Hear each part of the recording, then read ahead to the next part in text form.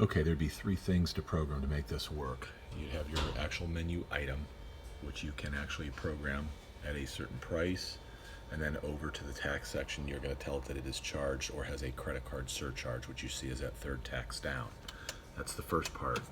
You also program your actual sales tax in as a credit card surcharge, so it is a tax.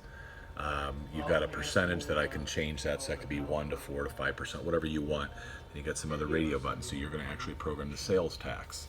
The third thing you're going to program then is the actual media. So in this case, cash would exempt the credit card surcharge. I think once you have all those three things, that makes it work. When you get out to the point of sale, you then can ring up an item. So I've got a baked artichoke hearts that rings up at $10, and on the receipt it will show $10 and either 60 cents, and we could label that cash price, or we have the $10.91, which right now says alternate total, but that could say credit card price, whatever. But it doesn't have to display on the screen, but it is there if you want to use it.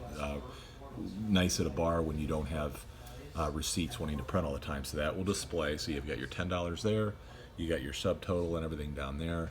Then when I actually print that check, the check will actually print, and as you can see, amongst everything else, you've got the total, and then it shows the tax one. It would show the credit card surcharge, subtotal. So you've got a with credit card total and you could just say a cash total, and that is what your receipt would look like.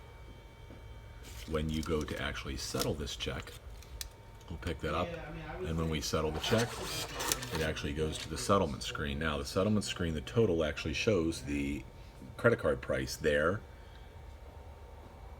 also there where the balance is. Now if you would tender for $10.60, that would close the check out to cash.